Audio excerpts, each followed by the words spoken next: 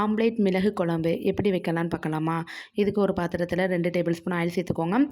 மல்லி, சீரகம் நல்லா பொரிஞ்ச பிறகு பல்லாரி சேர்த்துக்கோங்க. பல்லாரி நல்லா வதங்கின பிறகு மிளகு, தக்காளி பழம், கொத்தமல்லி இலை, மஞ்சள் தூள், மிளகாய் தூள், இஞ்சி வெள்ளை பேஸ்ட்டு, தேங்காய் போட்டு நல்லா வதக்கிக்கோங்க.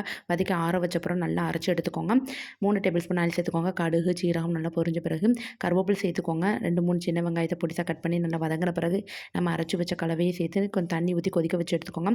அதுக்கப்புறம் கரம் மசாலா தூள், பெருஞ்சீரகத்தூள், குழம்பு மிளகாய் தூள், உப்பு சேர்த்து நல்லா கொதிக்க விட்டுக்கோங்க. இதில் முட்டையை வந்து நல்லா சால்ட் அண்ட் பெப்பர் போட்டு நல்லா வந்து ஆஃப் ஆயில் எனக்கா போட்டு எடுத்துக்கோங்க.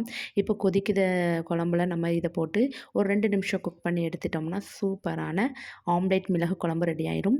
இது வந்து பிள்ளைங்களுக்கு லஞ்ச் பாக்ஸ் ரெசிபியானாலும் செஞ்சு கொடுக்கலாம். சூடான சாதம், தோசை, சப்பாத்தி எதுக்குனாலும் சைட் டிஷ்ஷாக சூப்பராக இருக்கும். இது நல்லா சாப்பிடும்போது இந்த முட்டையும் நல்லா வந்து குக் ஆகிருக்கும். இதுலேயும் நல்லா உப்பு உரப்பு பிடிச்சிருக்கும். இந்த மாதிரி நீங்கள் ட்ரை பண்ணி பாருங்கள். ட்ரை பண்ணி பார்த்துட்டு எப்படி இருந்துச்சுன்னு நீங்கள் மறக்காமல் கமெண்ட்ஸ் பண்ணுங்கள். ஓகே, பாய்.